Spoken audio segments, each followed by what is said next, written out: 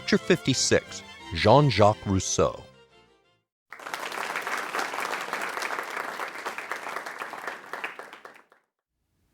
We turn now to another French writer and philosopher, a contemporary of Voltaire's, Jean-Jacques Rousseau, a figure crucial both to the Enlightenment project of 18th century France and the period of Romanticism and Revolution that followed.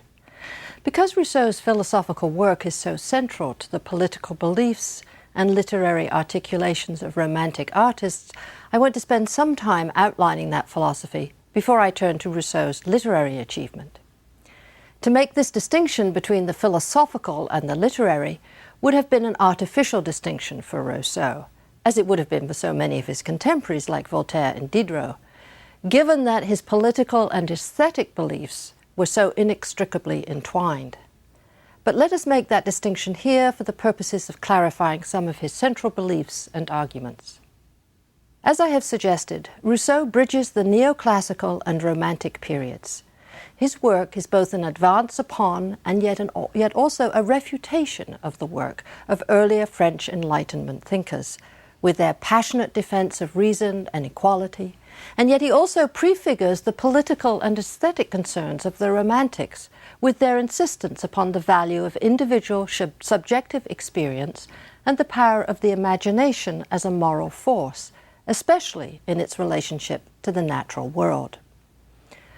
Rousseau advances an idea of the individual as radically separate from his society, but paradoxically, he also advocates a version of society that in effect erases that individualist perspective in the general will of the people. One way of reconciling these two divergent ideas is to distinguish between society as it is and society as Rousseau imagines it capable of becoming. The individual is forced to retreat from society as it is because it is a corrupting influence that alienates individuals from themselves and prevents the possibility of a harmonious social relationship. The corruption of society drives man into the world of nature, the uncorrupted nature of the pre-social state, not the improved nature methodized that Pope speaks of and that neoclassical ideology celebrates. With the emphasis on the individual in a state of nature, isolated from his fellow man, comes a concentration on the interior life, on what one feels, and especially on what one feels in response to nature. Thus, the relationship between man and nature in Rousseau and the Romantics is a psychological as well as a moral one. We will first examine Rousseau's Discourse on the Origin of Inequality Among Men, 1755, and then The Social Contract, 1762, two treatises in which Rousseau articulated his political theories that would later inspire a generation of radicals in the American and French revolutions. We will then turn to Rousseau's Confessions, published posthumously in 1778, an extraordinary reimagining of his life that specifically acknowledges the role played by sexuality and sexual desire in the shaping of the individual, an insight that foreshadows the work of Freud over 100 years later. In this text, Rousseau also develops the modern ideal of expressive individualism and the notion of an interior self. In his analysis of his feelings and behavior as he grew from an adolescent to a mature man, Rousseau identifies how much time is spent hiding the real self, how much damage occurs as a result of the constant attempt to conform to society's expectations. We will conclude with the deeply moving Reveries of a Solitary Walker, 1776, meditations he composed in his 70s, 2 years before his death, and which reflect upon the tension between the desire for solitude and the need for community. They may have been intended only as a private supplement to the public autobiography, Confessions. Rousseau was born in 1712 in the Republic of Geneva to a master watchmaker. His mother died at his birth, and he was essentially abandoned by his father to relatives. His loneliness and early struggles to find a home and to support himself, as well as his strange, incestuous 8-year relationship with an older woman whom he called Maman, the story of which he details in his autobiography, Confessions, all this may explain his own unnatural fatherhood. All 5 of his children were sent away at birth to foster homes.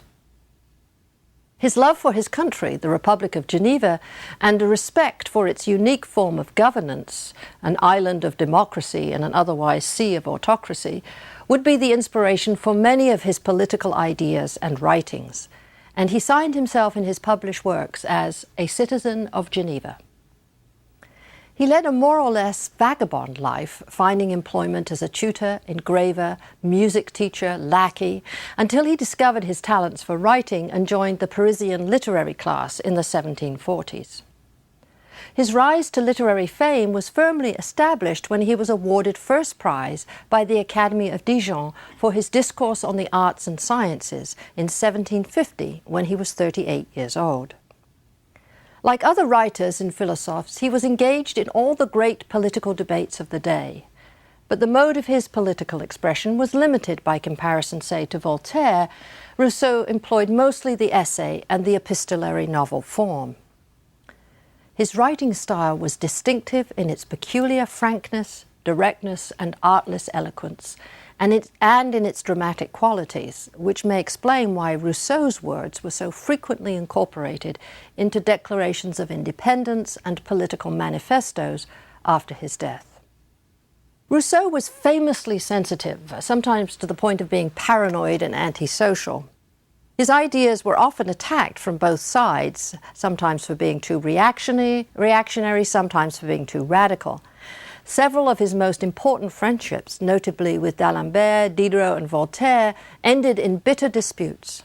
Indeed, his entire life seems to have been a series of slights and betrayals, real or imagined, and attacks from individuals and authorities. Let us turn now to his philosophical work. Rousseau's discourse on the origin and foundations of inequality was written in response to a call for papers from the Academy of Dijon. The essay question proposed by the Academy was, what is the origin of inequality among men, and is it authorized by natural law? Recall that Rousseau had won the first prize for his first discourse in 1750. Rousseau submitted this second discourse to the Academy in early 1754, and the Academy rejected his unorthodox essay for being too long and of a bad tradition, presumably because he did not rely upon traditional classical sources for his argument. In this discourse, Rousseau argues for 2 propositions. 1, for social equality, premised on the natural equality of man in a state of nature. And 2, for the identification of sovereignty, that is national identity, as the possession of the entire nation, including commoners, rather than the possession of the king and his nobles. One can see why such propositions would find favor with revolutionaries intent on overthrowing despotic forms of government. Rousseau announces his approach to answering the Academy's question in his preface, where he says he will attempt a kind of controlled experiment through conjecture.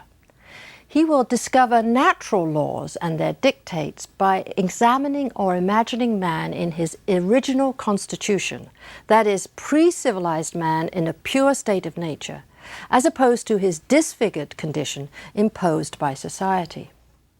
He says, I have initiated some arguments, I have hazarded some conjectures, less in the hope of resolving the question than with the intention of elucidating it and reducing it to its genuine state.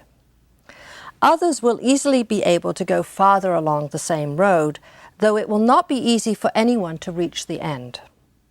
For it is no light undertaking to disentangle what is original from what is artificial in man's present nature, and to know accurately a state which no longer exists, which perhaps never did exist, and about which it is nevertheless necessary to have exact notions in order to accurately judge of our present state. Working from this imagined state of nature, Rousseau concludes that there are 2 types of inequality: physical or natural inequalities that come from differences in age, health, strength, and intelligence. And 2, moral or political inequalities that come from differences in privilege, wealth, honor, and power. Rousseau then attempts an imaginary reconstruction of that state of nature. Pre-civilized or savage man, he says, is as self-sufficient as an animal. He is happily isolated from commerce and communication with other humans and therefore has no need for language.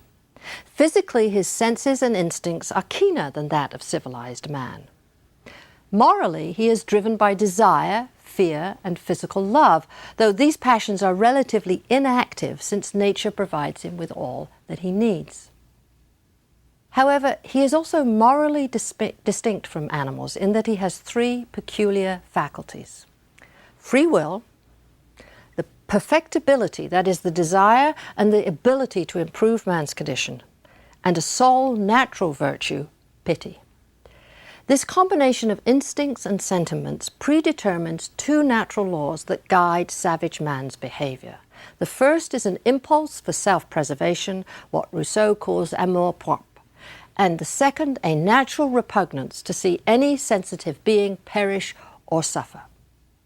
I speak of pity, he says, a disposition suited to beings as weak and as subject to so many ills as we are, a virtue all the more universal and useful to man as it precedes the exercise of all reflection in him, and so natural that even the beasts sometimes show evident signs of it.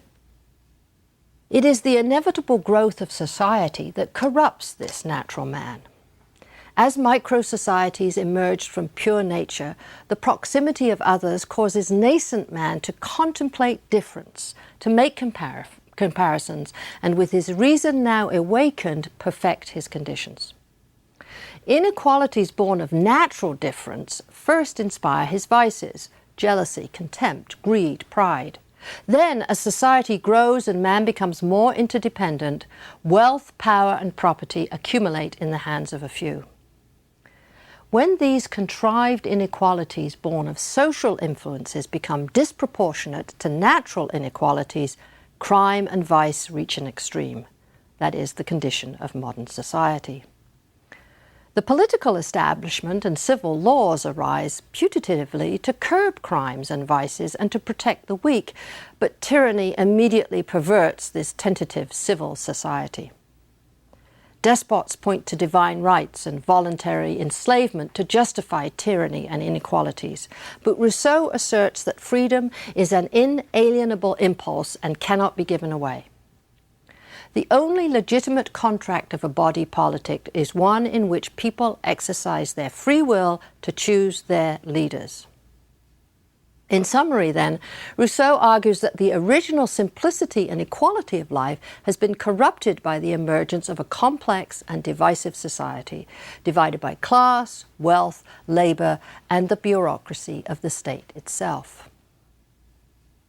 The Social Contract, published in 1762, fleshes out in more detail Rousseau's formulation of an ideal government and his reflections on the nature of political will in civil society.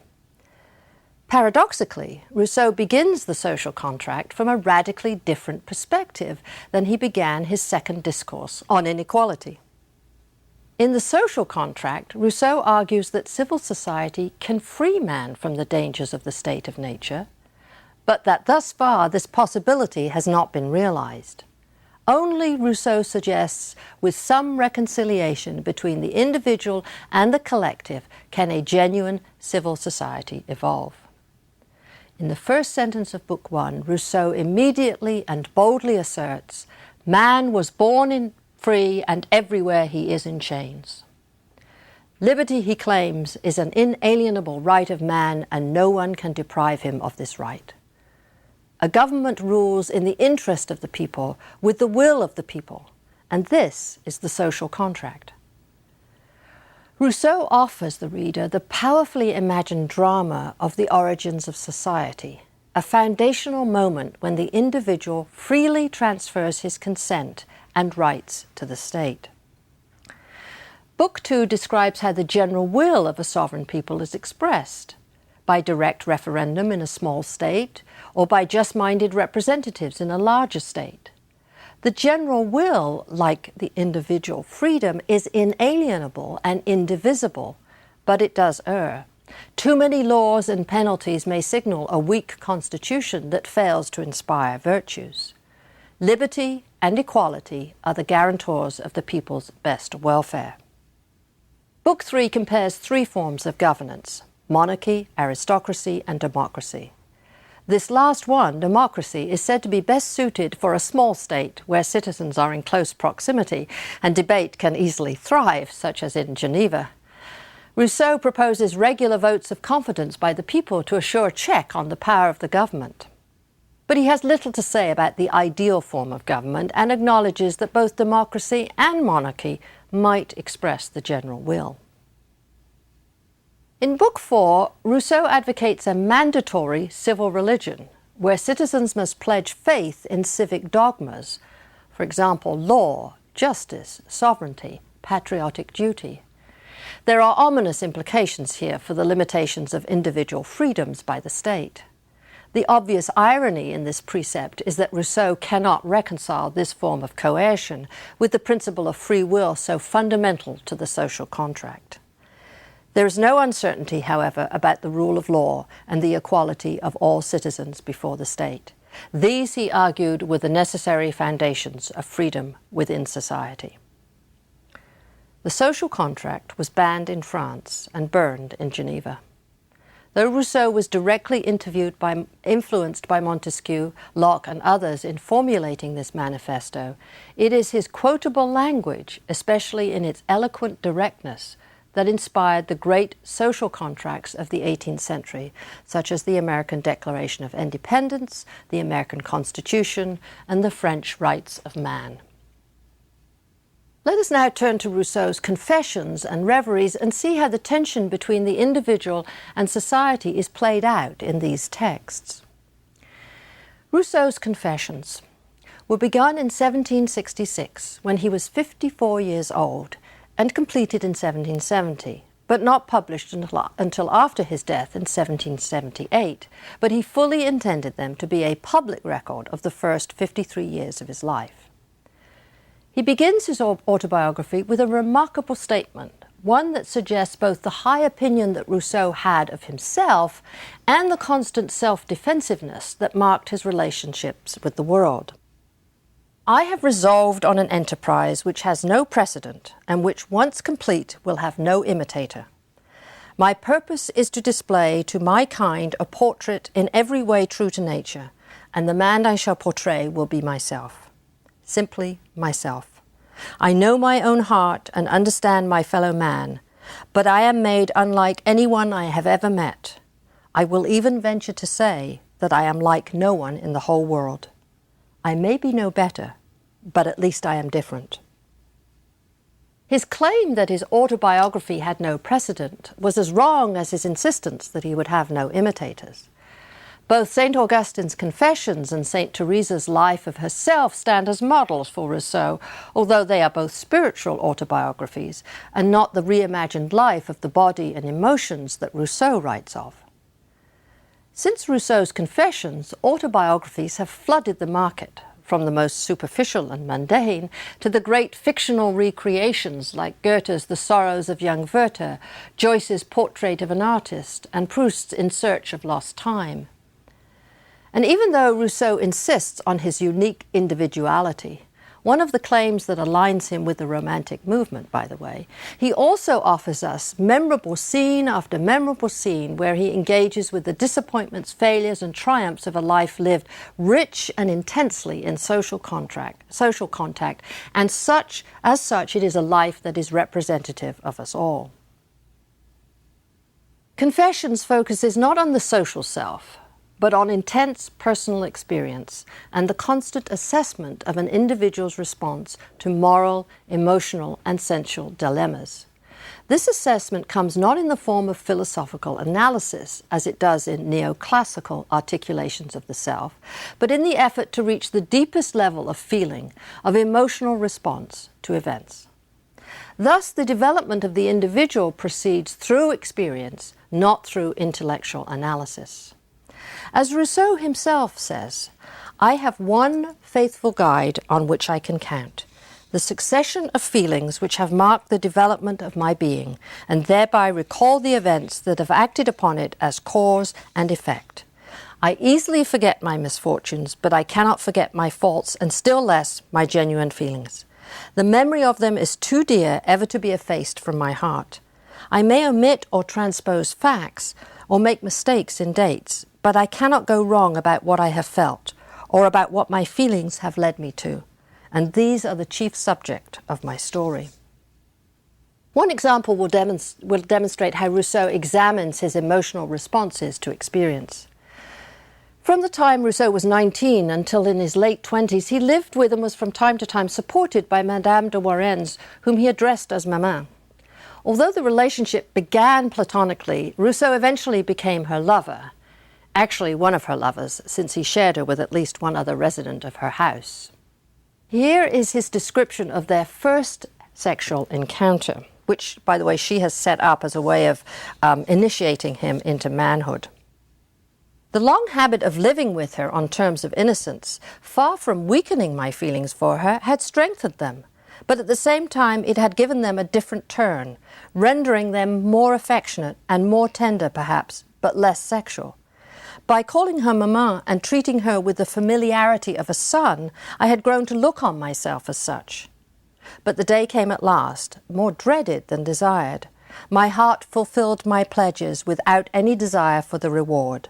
I gained it nevertheless, and found myself for the first time in the arms of a woman, and of a woman I adored. Was I happy? No. I tasted the pleasure, but I knew not what invincible sadness poisoned its charm. I felt as if I had committed incest, and 2 or 3 times, as I clasped her passionately in my arms, I wet her breasts with my tears."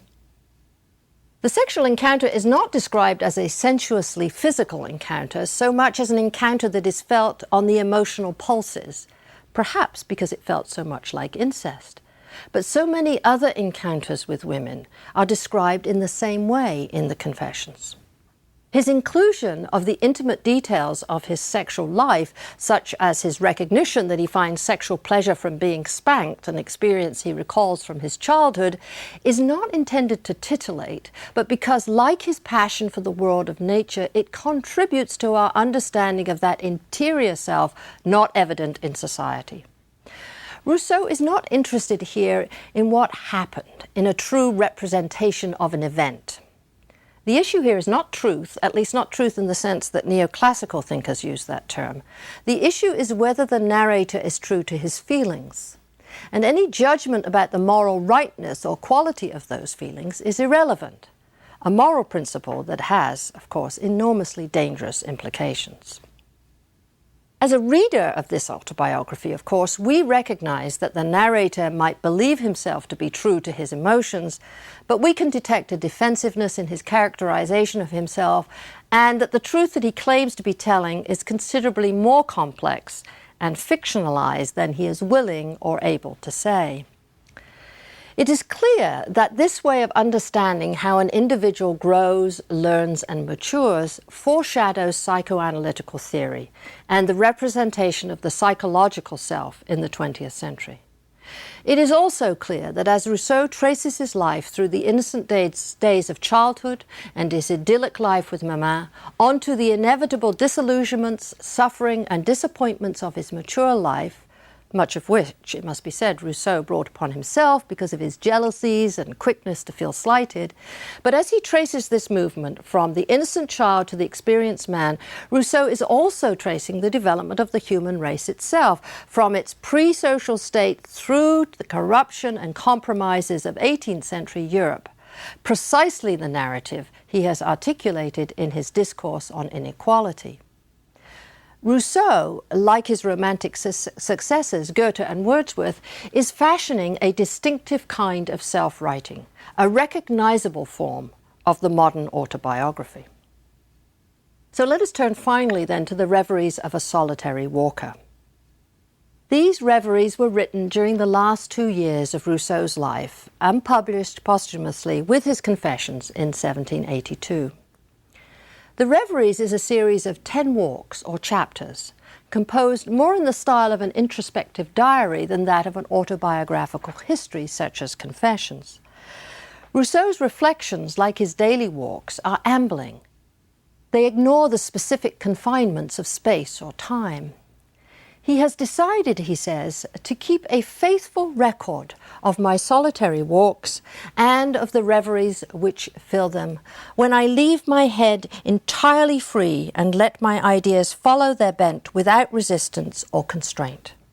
These hours of solitude and meditation are the only ones in the day during which I am fully myself and for myself. The Reveries give expression to the author's fondness for solitude and communion with nature, and the uniformity of nature calms his passions. Once again, it is easy to see how Rousseau's own experiences produce the models for his philosophical discourses.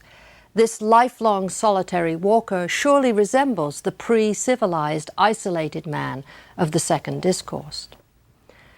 Rousseau, as he is encapsulated and portrayed in this particular text, is also the prototypical romantic hero. He shows himself to be given to deep self-reflection, in contrast to the worldly engagement of the enlightened philosophes. Tormented by distrust and acutely sensitive to the turbulent passions of the heart and mind. Well before the Romantic poets would dwell on the beauties of the natural world and the significance of that natural world to an understanding of the interior self, Rousseau responds to wilder and more romantic natural landscapes as a way of investigating his subjective state.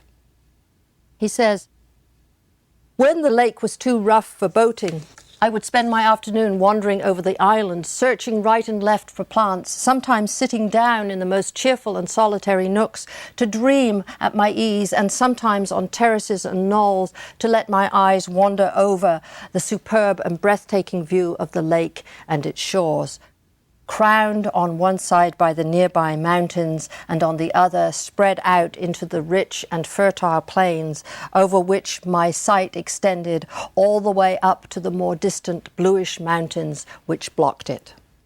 Here the world of nature becomes an exact objective correlative for the subjective state of the walker. From a cheerful, isolated and dreamy ease to the sublime, almost fearful extent of the lake and mountains. Such is the capacity of the human imagination when it is engaged in solitary meditation. The outside world and the imaginary landscape of the poet's mind are interchangeable, one a product of and a reflection of the other. Aware of his impending death, Rousseau returns in the last reverie to the place where his intellectual, moral, sensual and emotional life began, to Madame de Warens.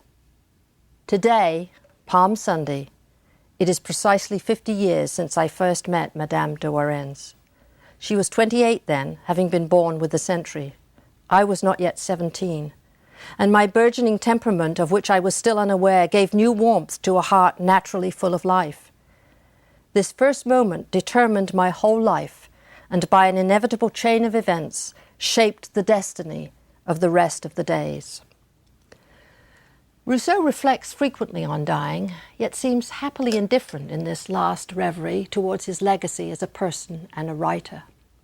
He says, "I wrote my first confessions and my dialogues in a continual anxiety about the ways of keeping them out of the grasping hands of my persecutors and transmitting them, if possible, to future generations. The same anxiety no longer torments me as I write this. I know it would be useless, and the desire to be better known to men has died in my heart, leaving me profoundly indifferent." In these last meditations, he takes rare pleasure in writing, and even more so in the simple botanical discoveries on his walks, almost as if he has already left this troubling world behind, and now occupies a place and time no longer vexed by other men, not even, in a sense, by himself.